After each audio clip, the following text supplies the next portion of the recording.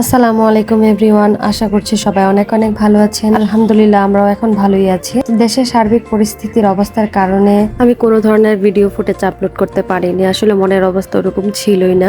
তো যাই হোক, এখন থেকে রেগুলার ভিডিও আপলোড করব আপনাদের সাথে। এই ভিডিওটি হচ্ছে আমার দেবরের বিয়ের দিনের ভিডিও। যাই হোক, আমরা সবাই সকালে ঘুম থেকে উঠে নাস্তা টাস্তা করে এবং ভালোভাবে ফ্রেশ হয়ে দুপুরের আগে আমরা রওনা দিয়ে দিয়েছিলাম। যেহেতু আমার ছোট বেবি আছে, আমার ননদের দুইটা ছোট ছোট বেবি আছে, তো আমাদের রেডি হতে অনেক সময় লেগে যায়। যদিও আমরা চেষ্টা করেছি একটু আগে আগে বের হওয়ার, যেহেতু মেয়ের বাড়ি আমাদের এখান থেকে অনেকটা দূরে। তো কমিউনিটি সেন্টারে হচ্ছে আমার দেবরের বিয়ে হবে, সেই জন্য আমরা সবাই আগে থেকে ঠিকঠাক গুছকাজ করে সবকিছু রেডি হয়ে তারপরে হচ্ছে রওনা দিয়ে দিয়েছিলাম। যেহেতু কুরবানির ঈদের আগে বিয়ে হয়েছে, সো রাস্তাঘাটে প্রচুর পরিমাণে গরু দেখতে পারবেন আপনারা। এই সবই হচ্ছে কুরবানির গরু, কুরবানির হাট ছিল সম্ভবত এটা। এই তো যাচ্ছিলাম বাচ্চাদেরকে নিয়ে, আসলে যাতায়াত করা খুবই কষ্টদায়ক। ওদের প্রচন্ড পরিমাণে গরম লাগে, কখন যে কেমন লাগে কিছুই বোঝা যায় না। তো যাই হোক, বলতে বলতে চলে এসেছিলাম আমরা কমিউনিটি সেন্টারে। আমার দেবরকে নিয়ে আমরা উপরে উঠেই দেখি ওরা আগে থেকে গেটে ধরে রেখেছিল। তো এইখানে ছিল হচ্ছে বউয়ের হচ্ছে বোনেরা, তারপর ভাইয়েরা, তো মানে কে ছিল, ওরা গেট ধরেছিল, বড়রাও ছিল। তো এখানে অনেক মজার মজার কথা হচ্ছিল, আমরা অনেক ঠাট্টা মশকরা করছিলাম। তো যাই হোক, অনেক কথা টথা হওয়ার পরে হচ্ছে মামানি আগে থেকে কথা বলে রেখেছিল এই ব্যাপারে, গেট ধরার ব্যাপারটায়। তো কোনো ঝামেলা হয়নি, অনেক বেশি মজা হয়েছে। তো মামানি এখানে টাকা দিয়ে দিচ্ছিল,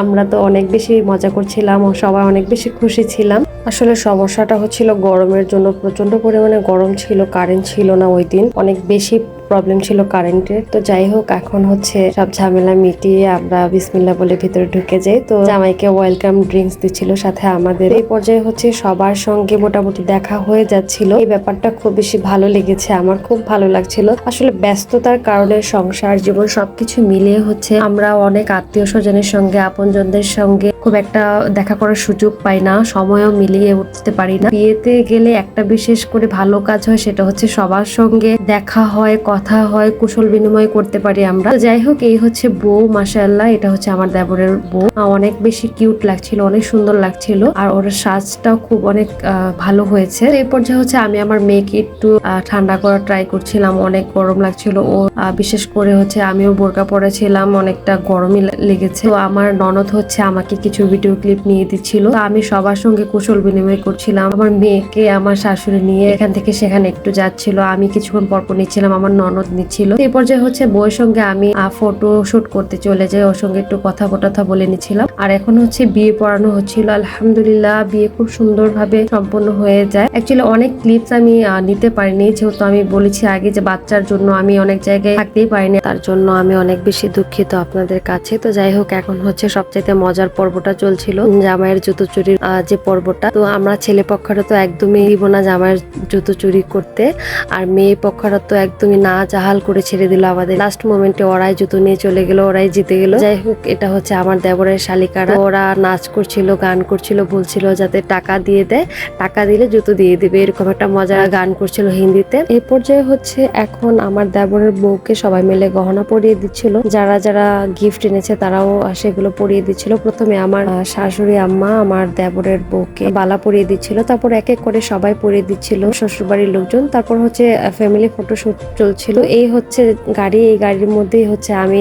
ম্যাক্সিমাম টাইম কাটিয়েছি আমার মেয়েকে নিয়ে। এসি অন করে ওকে আমি গাড়িতেই রেখেছি ম্যাক্সিমাম টাইমে। তো কিছুক্ষণ সবার সঙ্গে কথা টথা বলার পর হচ্ছে আমরা খাওয়া দাওয়া করতে চলে যাই। তো আমরা হচ্ছে কি যে একটু লেট করে খাওয়া দাওয়া করেছি, তো মোটামুটি সবাই খাওয়া দাওয়া করেই ফেলেছিল। তো এই হচ্ছে খাবার, আলহামদুলিল্লাহ অনেক ভালো ছিল। চিকেন রোস্ট, টিকা কাবাব, তারপর হচ্ছে সবজি, সালাদ, তারপর হচ্ছে গরুর মাংস, খাসির মাংস, তারপর হচ্ছে কোল্ড ড্রিঙ্কস, আর হচ্ছে দই ছিল সাথে। ভালো লেগেছে আমার শ্বশুর, তারপর হচ্ছে আমার ননদের হাজবেন্ড, আর হচ্ছে আমরা খাওয়া দাওয়া করছিলাম একসাথে। আর আমার বেবিটাকে আমার দেবর কিছুক্ষণ কোলে নিচ্ছিল, আসলে থাকতে চাচ্ছিল না, আমার কোলেই থেকেছিল ম্যাক্সিমাম টাইমটা খাওয়ার সময়ও। তো এখানে হচ্ছে আমি একটু ভিডিও ক্লিপস নিচ্ছিলাম, একটু ফটো শ্যুট করছিলাম।